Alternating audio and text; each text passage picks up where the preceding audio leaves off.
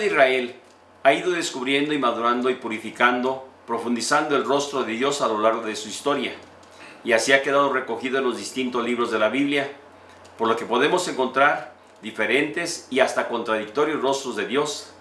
Muchas de las veces también nos pasa lo mismo a nosotros, según vamos experimentando diferentes acontecimientos en nuestra vida.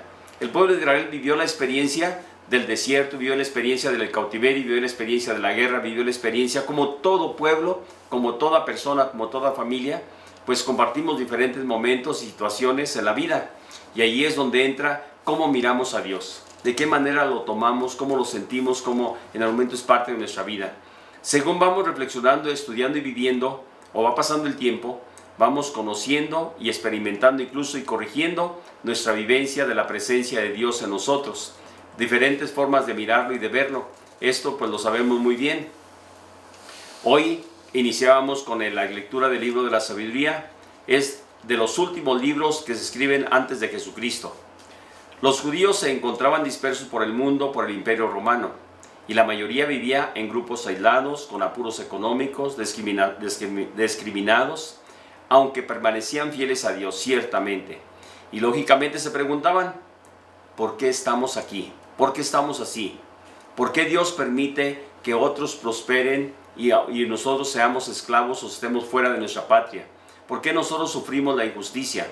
¿Por qué nos vienen estos problemas ahora a nosotros? ¿Por qué no interviene Él ahora como hizo en otro tiempo, conociendo ellos bien la historia de Israel? Y se preguntaban, ¿por qué ahora el Señor no interviene aquí? Lo mismo que hacemos nosotros y hacemos nosotros en estos momentos. Nos preguntamos, Señor, ¿por qué de esta pandemia? ¿Por qué de esta situación? ¿Por qué estas familias sufren? ¿Por qué esta situación económica? ¿Por qué estos problemas que ahora sobre todo están suscitando como consecuencia de la droga, del alcoholismo? Hemos tenido que lamentar la muerte de personas jóvenes, de personas cercanas a nosotros y que se han suicidado por cuestiones de la droga, por cuestiones de problemas que han vivido y sin embargo se dejan llevar por esta situación. Y esto, la pregunta es, Señor, ¿dónde estás tú? Y ciertamente tenemos que decir, en los tiempos de crisis, de conflictos o de dificultades, estas preguntas vuelven a aparecer siempre sobre nosotros, sobre aquellos que en algún momento son frágiles, los que no encuentran una respuesta en sus vidas, los que no pueden y padecen, sufren con mayor intensidad y experimentan las injusticias, sobre todo que en algún momento injusticias de autoridades, de poder, de gente que tiene en sus manos el poder. Y esto, más de una ocasión, lo miramos y vemos todo lo que se comete, sobre todo en estas situaciones que se dan en el mundo. El autor del libro de la sabiduría, como bien sabemos, comienza diciendo que si bien sabían, solo existe un Dios y creador y Señor de todo, omnipotente y providente, que ama a todas sus criaturas. Pero tal vez no recordaban o no sabían que su señorío le hace compasivo con todos, le hace perdonar, ser indulgente con todos. Aquí es donde viene cómo es que el Señor deja que otros crezcan, tengan dinero, tengan bienes, tengan salud, tengan todo y se portan mal. Y la pregunta de los que se portan bien, dicen, ¿y por qué nosotros nos va tan mal y si hacemos las cosas bien? Esta pregunta es siempre cuestionante y aquí es donde viene. Los hombres siempre echamos mano de la fuerza para imponer temor y respetos, para someter y dominar a los más débiles, para conseguir que triunfen sobre los otros nuestros criterios. Y esto tenemos que decirlo con toda verdad. Dios, por el contrario, a pesar de que es el dueño de toda la fuerza, de todo el poder, no la usa para imponer su soberanía. No recurre a castigos o a escarmientos, ni a la venganza. Se muestra más bien para con todos bondadoso y misericordioso, e incluso con los malvados es manso e indulgente. Nos escuchamos un poquito en el verso 17 y 18, esto que acabamos de decir. Dios se muestra siempre manso, bueno y indulgente con aquellos, incluso los malvados. Quiere enseñar a su pueblo que el justo debe ser humano, amar a los hombres. Y esto nos cuesta trabajo a todos nos cuesta trabajo. Si vemos a una persona y aquí hay que ser muy cuidadosos porque a veces en algún momento nos olvidamos de ese detalle. ¿Cuántas de las veces vemos una persona que va vestida con riqueza, hasta con saco y con todo, y se la atiende en primer lugar? Y personas que no llevan nada, resulta que de repente se les trata casi como diciendo, tú espérate al final.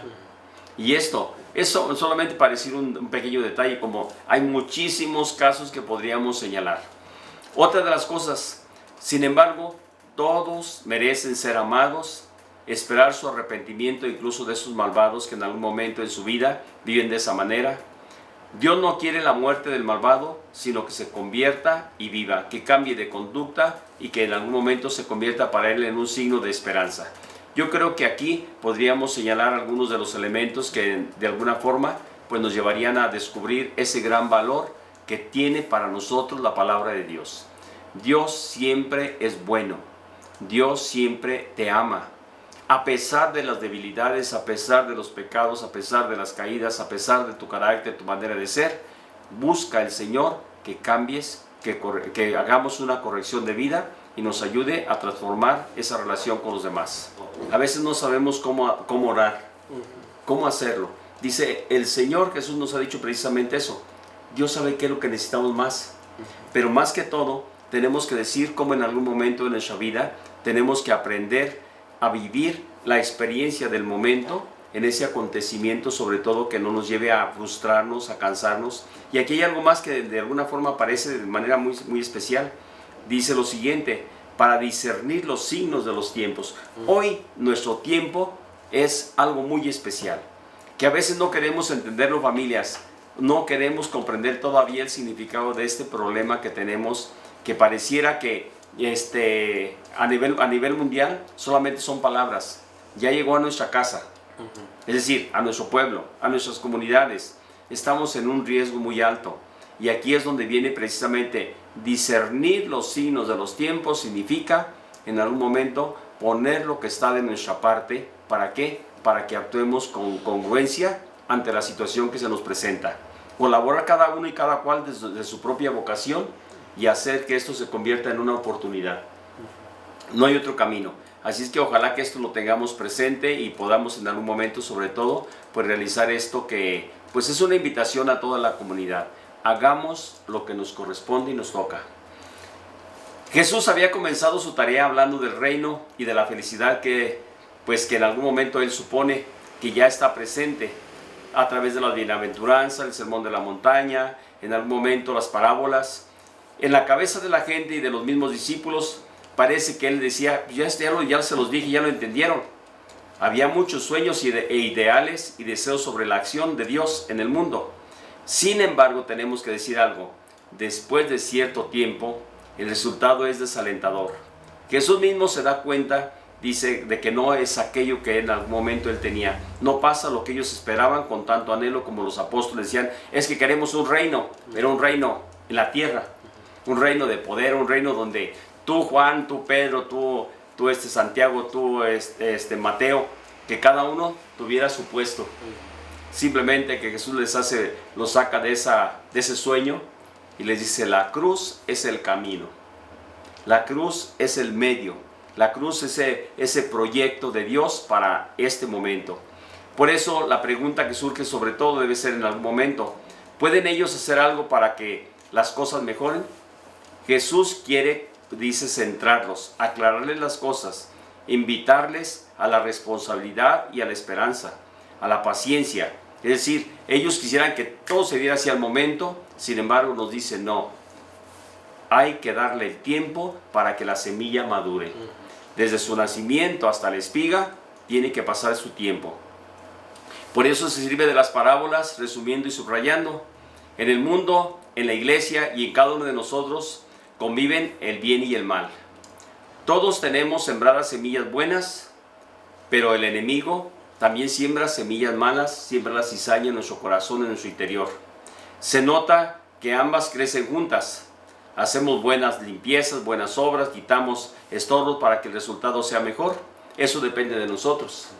Porque nosotros podemos actuar o en el bien o en el mal. Tenemos grandes dones y capacidades que el Señor ha puesto en nuestra mente, en nuestro corazón, como son nuestra inteligencia, nuestra libertad, nuestra voluntad. Pero de nosotros va a depender por cuál optamos. o por el bien o por el mal. Y en ese sentido, pues tenemos que de tener muy en cuenta, no tenemos datos ni criterios suficientes para actuar de jueces. Aquí es donde viene cuando a veces nos ponemos un poquito en esa situación de juzgar al otro y decimos, es que fulano es así, es que sultano es así. Yo les digo, creo que en primer lugar a veces hablamos, criticamos, murmuramos cuando en algún momento solamente pecamos de manera diferente. Así de sencillo es.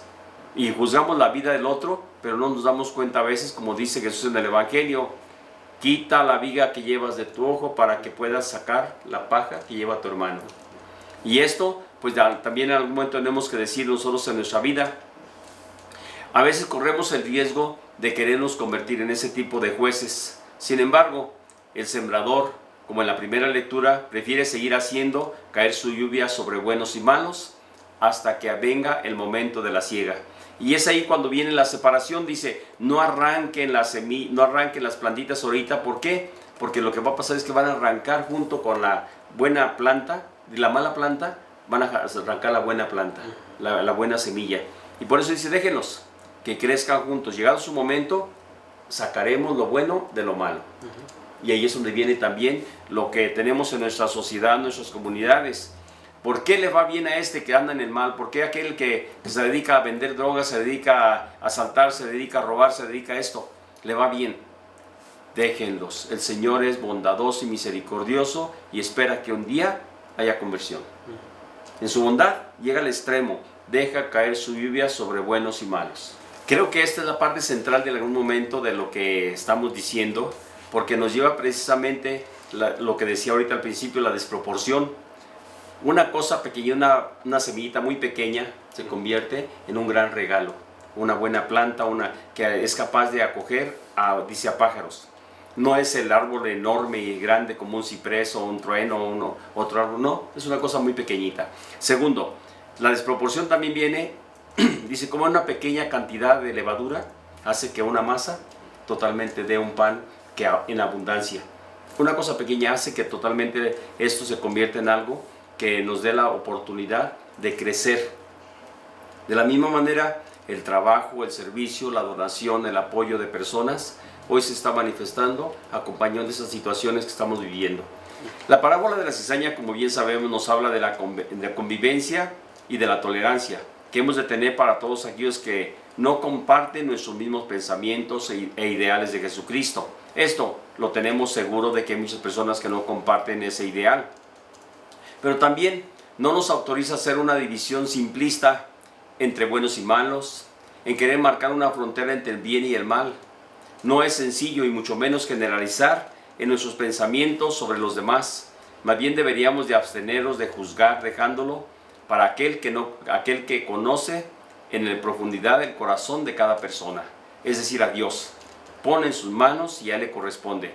El bien y todo lo inspirado por Dios no hace mucho ruido, como ya decía Jesús hace unos momentos, sino que se desarrolla de manera imperceptible y no siempre sale en los medios de comunicación. Esto bien lo sabemos. Hay tantas obras buenas en el mundo que no alcanzarían las páginas para mirar el bien obrar de cada persona. Son tantas cuantos somos nosotros, cuantos somos humanos. Tenemos cosas muy buenas todos, aunque tengamos algunas cosas que en algún momento no se hagan mejores. El interés de Jesús no es cantidades, es el obrar bien de todos y en todo momento. Creer en el valor del Evangelio es lo que nos da la semejanza con la semilla de la mostaza, que crece y es capaz de cobijar en sus ramas a las aves del cielo. Así también nuestra vida tiene que dar frutos, aunque sea de manera muy sencilla. Creo que ahí sería la respuesta que tenemos sobre todo para nuestra vida.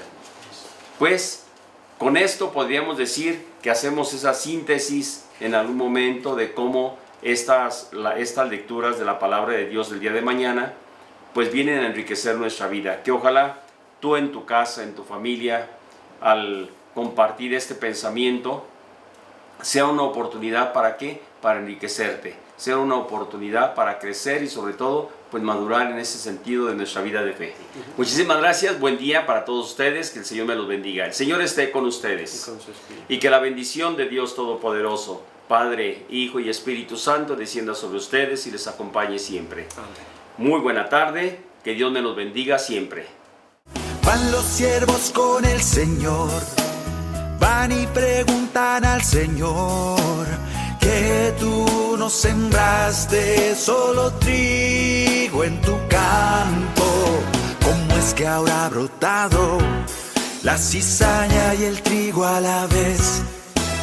El Señor ha ordenado, no la cortarán, no vaya a pasar que acabéis con el trigo también. Y creció, el trigo creció, y creció, la cizaña creció. La cizaña y el trigo crecieron a un tiempo los dos. El tiempo de cosechar llegó, y tal como lo mandó el Señor, cortaron la cizaña y la quemaron después. El tiempo de cosechar llegó, y tal como lo mandó el Señor, cortaron la cizaña y la quemaron después. Luego con gran cuidado recogieron el trigo al final. Los graneros del amo se colmaron con el fruto de su afán. El Hijo del Hombre de igual manera a sus ángeles enviará. Los hijos del mal son la mala hierba y al fuego los echarán. El trigo y su fruto son, los justos del reino son, y brillarán en el reino de su Padre. Y brilló como el sol, el justo brilló, y brilló como el sol, el justo brilló. Se gozaba en su Padre y brillaba en el reino